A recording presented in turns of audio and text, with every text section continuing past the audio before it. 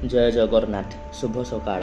आपणमानଙ୍କର दिनଟି शुभमय ହେଉ, ମଙ୍ଗଳମୟ ହେଉ।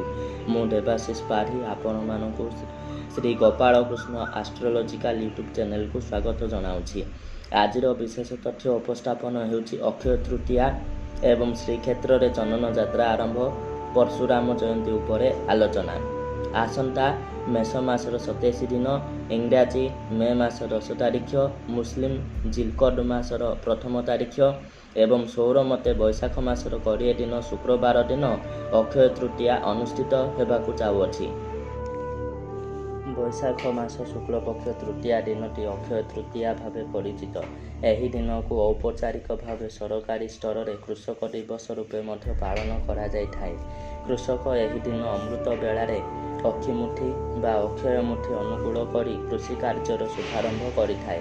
ଶୁଭ ଦିନ ଭାବେ ମନେକରି ଏହି ଦିନ ଗୃହ ନିର୍ମାଣ, ନିର୍ବନ୍ଧ, ବିବାହ, ଉପନୟନ ପ୍ରଭୃତି ଶୁଭ କର୍ମ ଅନୁଷ୍ଠିତ ହୋଇଥାଏ। କିନ୍ତୁ ଚଳିତ ବର୍ଷ ଅଶୁଭ କାଳ ଚାଲୁଥିବା ହେତୁ ଏହିସବୁ କର୍ମଗୁଡ଼ିକ ସ୍ଥଗିତ ରହିବ।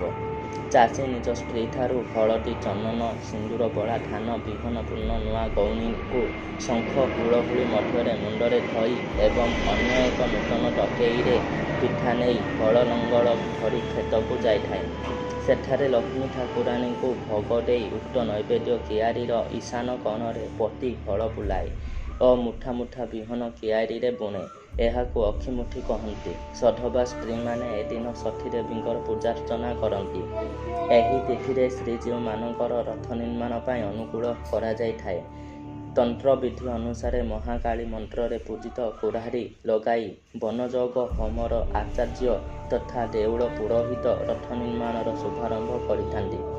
ତାଳଧ୍ୱଜ, ଦେବଦଳନ ଓ ନନ୍ଦିଘୋଷ ରଥ ପାଇଁ ଉଦ୍ଦିଷ୍ଟ ଗୋଟିଏ ଧଉରା କାଠଗଣ୍ଡିରେ କୁରାଢ଼ୀ ସ୍ପର୍ଶ କରାଯାଇଥାଏ। ଶ୍ରୀମନ୍ଦିରରେ ମଧ୍ୟାହ୍ନ ଧୂପରେ ଶ୍ରୀଜୀଉଙ୍କର ଆଜ୍ଞାମାଳ ଚନ୍ଦନ ଠାକୁରଙ୍କ ସହ ପଟୁଆରରେ ରଥଖଳାକୁ ଆସିଥାଏ।